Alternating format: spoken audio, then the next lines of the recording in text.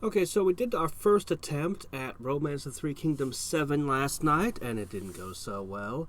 I think the best description here, this comment: the quality of much of the text is really bad, and the inside of the city view, I can't make it out.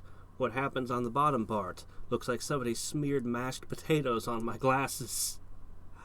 Yeah, and apparently there's no good way to fix it. Or is there? I spent more money than I should have, and I've got several things that are in the mail right now. When they arrive, I should be able to use the original hardware and capture straight from it. And that should solve all of those issues. Between now and when it arrives, I need to figure out how to actually play the game, which is a whole different issue. But in the meantime, while we're waiting for this to come in, I don't know how long it's shipping to Alaska, and shipping is currently crazy. Shipping is really out of whack right now, so it could be a couple of days, it could be a week, it could be longer. You never know.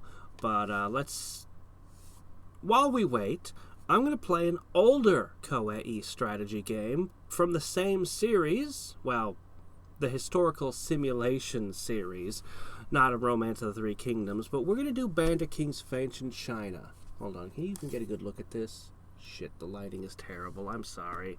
Anyway, is a great game. Is good game. That's the NES version, that's the one we'll be doing. Just got everything set up, working perfectly on that now, and we'll play that. And then we'll get a good compare and contrast with a modern game of their historical simulation brand. Modern, but PS2. 21 years old? Really? Is it really from 2000? Holy shit. Modern for Hadrix is 21 years old, apparently. I see how it is. It's great, though, because then I can call everything that came out in 2021 to be the future. Sci-fi, even. Anyway, that's what we're going to do. Shit's in the mail. When it arrives, we will play Romance of the Three Kingdoms 7 on PS2 with it actually being able to be looked at and read, and not like you're staring through mashed potatoes. And until then, we'll play some Bandit Kings. Bandit Kings of Ancient China is my favorite Koei game. I cannot tell you how much time I sank into that over my childhood.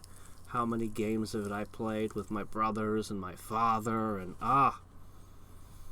you can have up to 8 players. 8 players cannot win that game. I think 2 players is about the limit of what you can get away with, where the players don't have to kill each other, and you can kind of be allied. Once you go to 3 and up, just the mechanics of the game sort of require you to start killing each other for territory. Yeah. Anyway, we'll talk about it a ton over the next bit. Of course, tonight is Caster of Magic. I've been digging around, experimenting with some different builds based on this one. And I actually think vampires might be broken for several reasons. First, they're very fast. That's important. Your overland movement is critical. Not super fast, but reasonably fast. Second, okay, now we're really going to get into it. They regenerate. They're the most powerful regenerating unit in the game. There's a reason I'm a huge fan of things like Shadow Demons and Trolls. And then they have really good melee, and they're just kind of scary. But a flock of 9 of them should be nearly unstoppable. But they have this horrible, horrible weakness. Their greatest weakness, aside from garlic and sunlight and running one... Okay, for vampires, vampires. Anyway, but they have another great weakness, and that is the fact that they have no resistance. This means that exorcism, banishment, petrify. Oh man, I think just about everybody except another death mage. Well, okay, at high levels, even another death mage. They're really easy to kill, and they don't regenerate from any of those effects. So, I was playing around with it, and I think I found the correct build.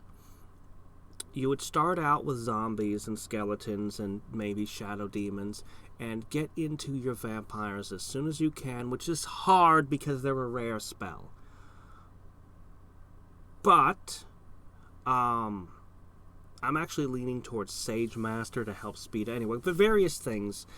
The important thing is that you've got Specialist, Conjurer, and maybe Archmage, because you want to summon these things, a lot of these things. 2 blue books. 2. It really hurts to lose a lot of your good death spells that you're going to need. But you'll have Resist Magic. And Resist Magic is a very inexpensive spell that will add 5 to your vampire's saving throws against spells, giving them a fighting chance to resist exorcisms and petrifies and stuff. Now, it doesn't help them at all with the Chickens of Doom.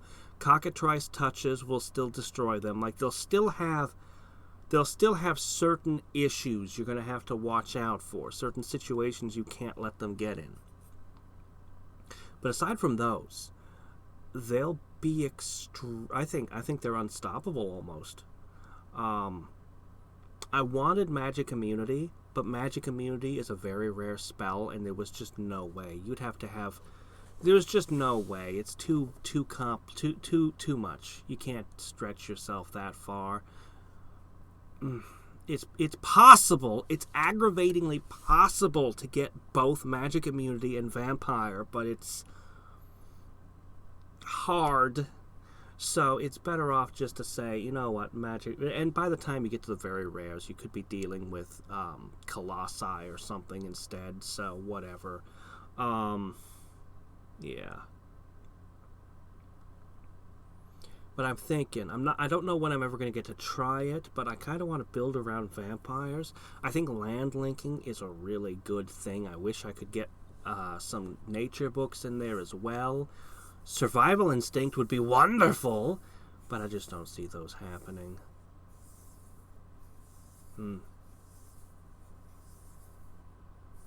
don't know why this game... Well, we'll talk more about this game tonight. I just wonder, there's a lot of death spells that I haven't seen come up from anybody. Things like Eternal Darkness that should have shown up by now. Anyway, that was all the news and weather for today. So see you all in a few hours. Bye.